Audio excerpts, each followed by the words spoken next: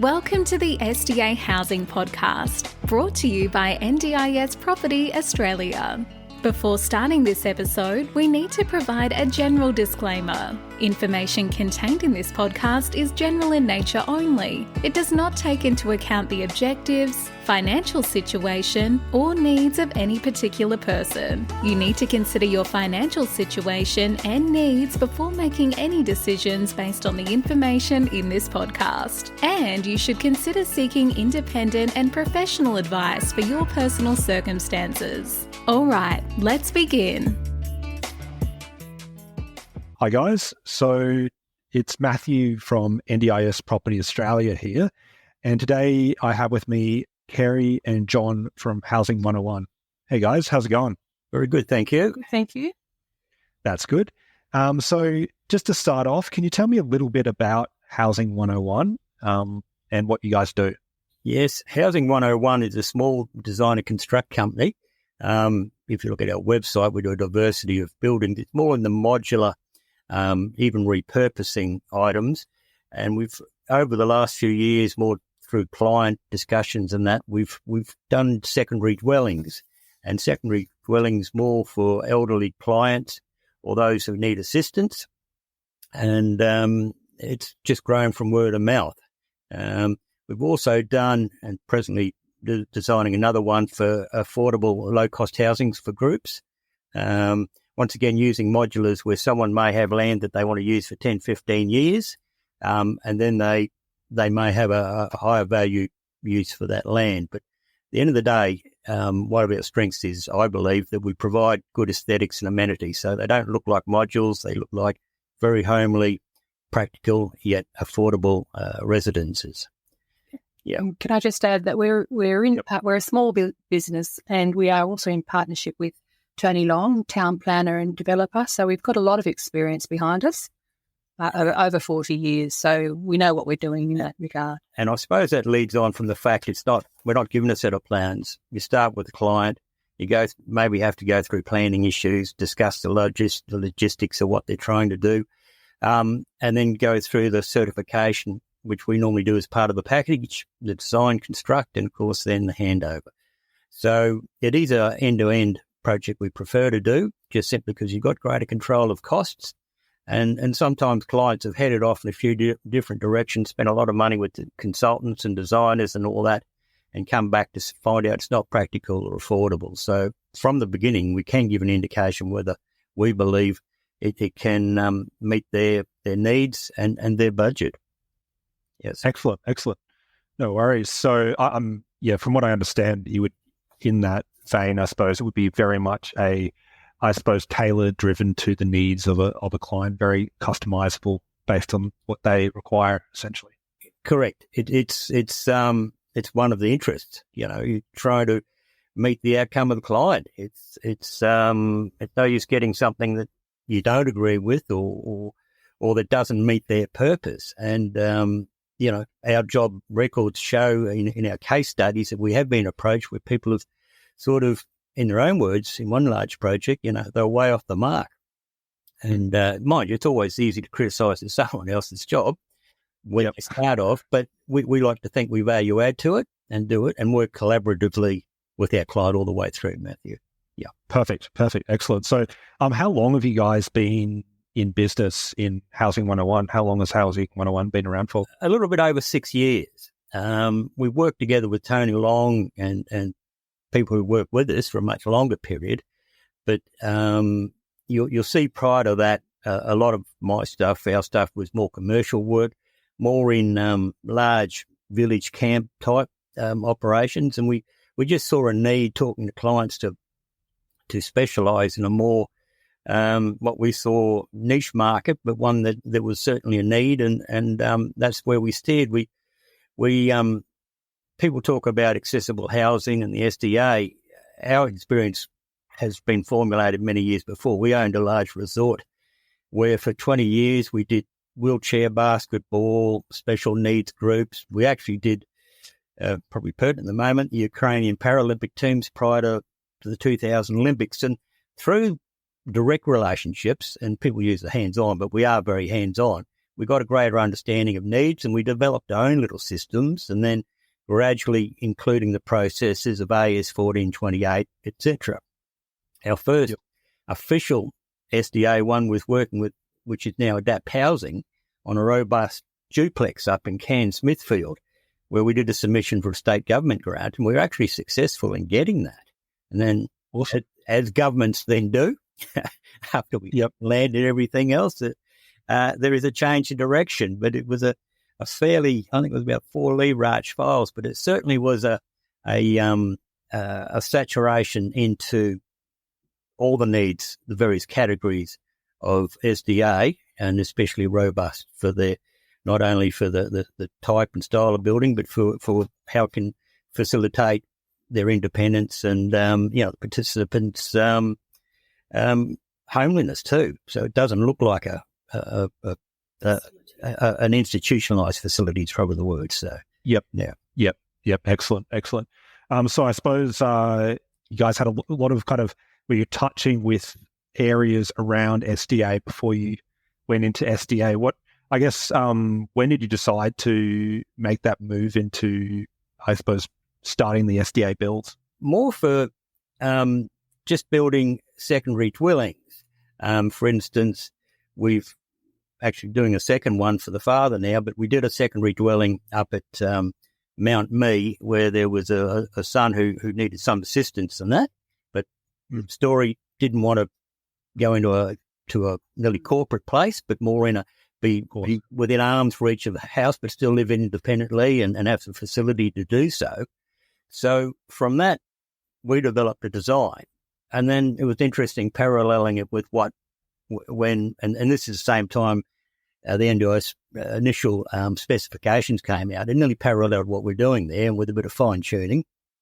And only just now completing something for the client, the father, where another family member have moved in upstairs and a self-contained unit down below. Once again, with accessibility and also influenced by a lot of livable housing guidelines. But there have been a couple of years research into building SDA homes before we actually started. So that would have been 2 years before the Disability Expo they had last year. Was our first real attempt at going into finding our right clients, our ideal clients. And having done that, we've been continuing to develop websites to attract the right kind of people to our business.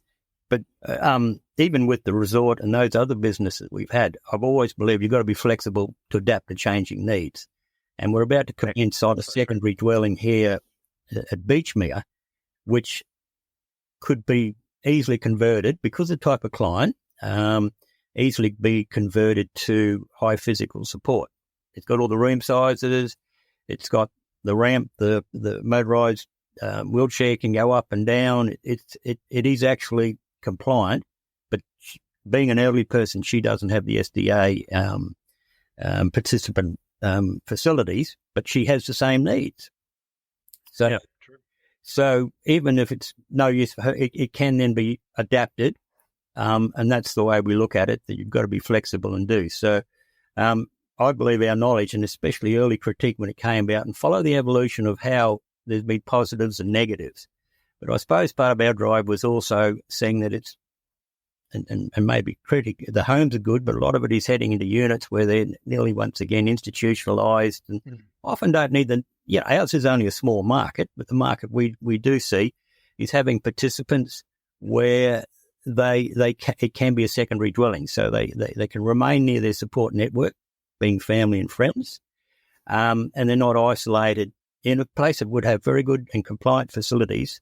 But it's always the little things that make it more livable and homely and that arrangement. And from that, we led into the idea that instead of having an SDA provider, either the family or the participant could become the SDA provider. So, because it could be flexible like that if family members are nearby. Yeah, and the other advantage, of course, is they're often doing support both emotionally, physically, and monetary. The SDA provider would, if they were all the participant, which is the best outcome, they become the recipient of the SDA payments. They become their own SDA provider with some external administration.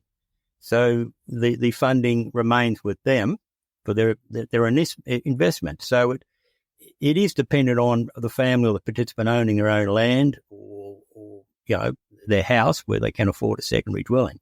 But compared with a unit or the costs, it stacks up very well. And we've been told this, through all our independent research and discussions with potential clients. Yeah, so we believe we've done all the groundwork and it's got to have the right aesthetics and amenity. And even though they're not, we've been putting those into practice, and the fact of repeat business in these secondary accessible buildings have proven that yes, it's certainly going to be well received. Yeah, and it gives participants that level of choice and control.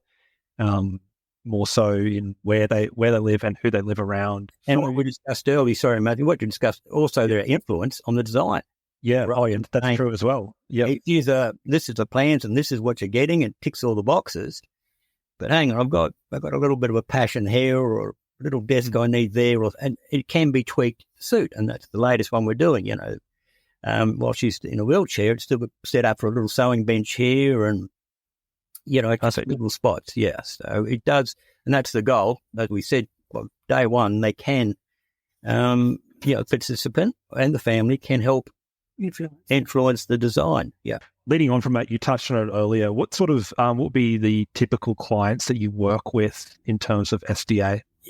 It would be, as we discussed, ones where there's a close family relationship, where they are looking for the ideal location for the participant. It's ideally self-funded.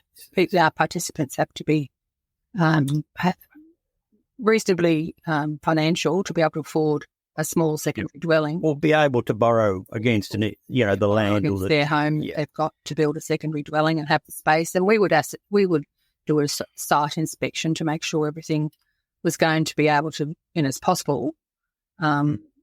That all comes with just calling us and getting us out to have a look. Yeah, to check the feasibility. But there has certainly been inroads into participants funding and a lot of advice we've sort of gleaned on how to even help people achieve that goal, which is, like everyone else, own your own home. So I suppose in terms of considerations, that if people are thinking about going down this route, what are some things to be kind of aware of or consider going forward?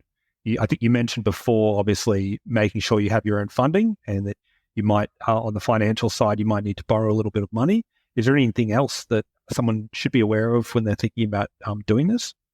Well, as a secondary dwelling, excluding a large block of land, because a secondary dwelling and the payments are based on not only the house, but the land value. So a secondary dwelling, already the land is there. So that's a big positive. That's true. Two, a lot of residences in the older suburbs have facility to have a secondary dwelling. And it's quite noticeable, especially in Sydney many years ago, where we did a fair bit of research, that each council is slowly relaxing the size of the secondary dwelling, the size of land it goes on. And we've had a fair bit of research on each particular shire or council on what they want. But, for normal 60 square metres, and that excludes your carport and your balconies, and that is acceptable. Oh, there is a size, and they have to be aware that there is a size restriction on secondary. So that would be the main thing. They'd want to do some research to determine what can be built on there. Well, we would do that for our clients. We do a lot. We do all of this. It's a one-stop shop. They call us. Yep. We've got a block of land. We're thinking of putting a secondary dwelling on it. How can I go about that? And then we do the research. We can, look at their block, have a photo of their block, visit their block, look at their council regulations and advise them. And we're quite happy to do that. And the initial meeting will basically determine, yes, that's possible there, and then develop, in most cases, develop a few options, and then you go from there. So that's all an initial get to know your free service arrangement, I suppose, because it's no use us thinking, yes, that can happen when it can't, or them thinking it can happen with what we're proposing. And it can't. Yep. So We've just finishing a job up at Dayborough where the secondary dwelling can be as large as 100 square metres. And the client approached us because they'd been knocked back through some planning issues. And if you know the bylaws, you can have a look at it and approach it. So we did get approval for it, and it's just under, I think it's about 98 square metres. But anything new, as I think most people are finding, there's always challenges with anything new. There's always, and be fair, councils, anything out of the ordinary these days is that goes in the risk pile, and it does have to be worked through and challenged and all that. And when I mentioned the word transportables, people, and I just had a recent one here at a school where it's got to go to A&A being aesthetics and amenity. And I said, well, yes, they're transportables, but that's what it looks like at the end of the day. No one can recognise it as a transportable. It's there. And the advantage is, yes, it's transportable, needs change in 15 years' time, which on our website you'll see we've done a few schools, we've shifted some buildings 3 times. It's much more environmentally friendly to use the same building and then reuse it or recycle it than knock it down and demolition. So the carbon footprints there, that's another thing we're fairly strong on. We did a large job up at Kawana, which is recently housing 84 homeless people. Now, that was all made up of transportables, but to the eye, it doesn't look as if it's transportable. So we do that on some lots. It saves money for the client. It also saves time that, you're not working in someone's backyard for a long period of time. But at the end of the day, it meets their needs, and it is a product that very much does not, it looks like part of the things. You adapt to the existing type of house, you may extend to it. You just can't be looking as if it's plonked there. So that's something strong. The client also has to be aware of the fact that our designs are based around size, and that we can't build, huge buildings. They have to understand there's restriction on size and shape, and for our business going forward, and we need to be able to transport them, so they've got to fit on the truck.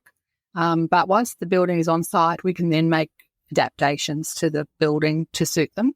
We can push walls out, this sort of thing, to make it exactly what they want. Which we do to meet the NDIS criteria. Especially it's it's certain distance around beds and your showers and bathrooms. They're all got to be compliant. Don't limit themselves in their thinking. But maybe there's a core module where there's push outs in various directions that on-site builds that make it look like a great building and ties in. So our website shows some examples we've done of that, and they're all transportables. Or most of them are hybrid. The core to get it in there, build there is 75%, and then the balance is on-site build to embellish it and meet the requirements. Yeah. So I suppose you've touched on a few of these points before. What makes you guys, I suppose, different in the market compared to, say, someone else who's doing this, if you're aware of anyone that else is doing this? Sometimes it gets me in trouble, Matthew, the solving problems that no one else thinks they can solve. When I say it's the challenge of meeting a need that often hasn't been neat or fine-tuning things. So it is belief in the project. It is belief in trying to achieve the needs of the clients, as opposed to and there's numerous designs around, but this is A, B, C, or D, or E. It is personalising it and getting to know the client, taking them on the journey. The greatest joy, and to me, it's a hospitality business in many ways. It used to be, a resort. The greatest pleasure was seeing people sit on the balcony enjoying themselves. That's what you see down your chair. Yeah. It's a one-stop shop. They can come to us with any problem, and we can solve it, really. Yeah, excellent.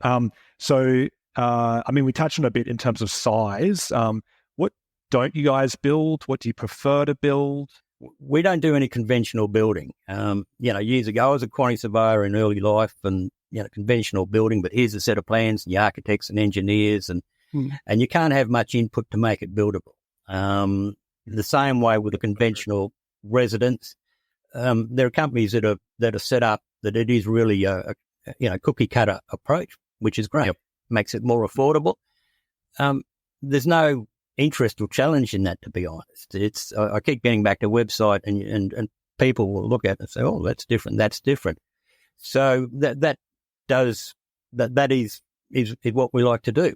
It's people have come and said, well, what about this? And I said, no, but tomorrow I'm up at Mullaney with a community group looking to do sections, and next week it's doing workers' accommodation somewhere else on an affordable thing for 10 years to look at it, coming up with solutions.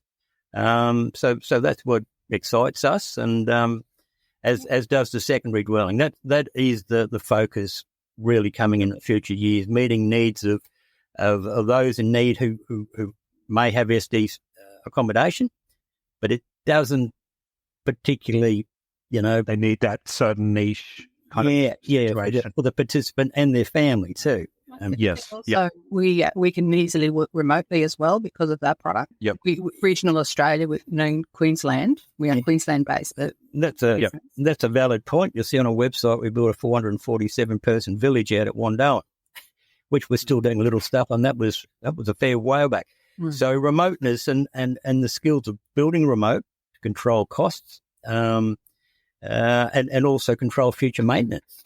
That's the other advantage that, you where you can get access to maintenance men, but a lot of these places, it's very expensive. So that's another thing you take into calculation. So every site is different. Every single site is different. Every client's different. Every climate zone's different, and they all need that special attention, I believe, to make a unique product. So are you guys purely based in Queensland? You only build in Queensland? Yep. Yeah, we've only got a license for Queensland, and we have been approached, but we can't guarantee the build at the other end is our problem. Yes. Yep. Yeah. Yep. I can imagine. How can we refer clients to you and to help with your business and obviously to facilitate their needs? How do people generally reach out to you and get involved? Well, we did spend a lot of time and effort into our website. There's a form on the website they can easily fill there. Also, just pick up the phone, just call a number. It's my number, and I will quickly give you to John, who is the expert in these things, but I'm just there to facilitate ease of contact. Once John has people's information, there's a phone call. Often he requires information about the block, photos or a visit to the site. But basically it's just call. Yeah. We do prefer people call us at the beginning of their journey so that we can assess whether or not we can help them. If we can't, we're quite happy to say that as well, because doesn't suit everybody what we offer. Yeah, of course. Yep. And sometimes the building regulations mean that we can't put a secondary dwelling on their property, and that's the first problem they have. Can we do this or not? So if we can get people at the beginning of their journey, that's always very helpful. Instead of coming to us with their plan that they want a builder to build, we're not that sort of builder. We're the builder who listens to the client and gives them the solution that is also affordable, and that's how we differ. We don't disregard their plan if they've spent a lot of time getting it right. And the one at Beachmere is the classical example. We got all the in-family computer stuff and isometrics and perspectives and you name it, and dedicatedly went through that, that may suit now, but that won't suit 2 years' time and all this, and here's a much more affordable solution and all that. And they'd actually been to other builders and got prices and sort of. So our up to date has just been word of mouth. Someone said, go and have a chat to them, and that's how it came about.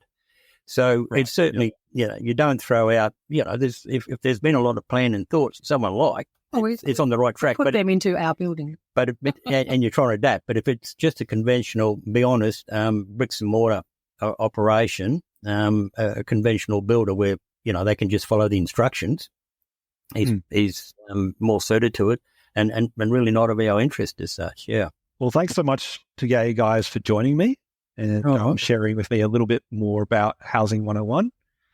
So if people are interested, they can go on your website, give you guys a call. Thanks guys for listening in. All right. We'll see you next time on the next episode. All right. Thanks. Appreciate your interest. Matthew. Thanks guys for tuning in. To learn more about Housing 101, please visit the link in the description. If you have any other topics you would like us to cover, please email us. Thanks. Bye. We hope you enjoyed this episode. Please make sure you are subscribed and following us so you can keep in the loop with all of our upcoming episodes. We would really appreciate it if you could leave us a 5-star rating, a written review, and to share this podcast with those that could benefit. Until next time, catch you on the next episode.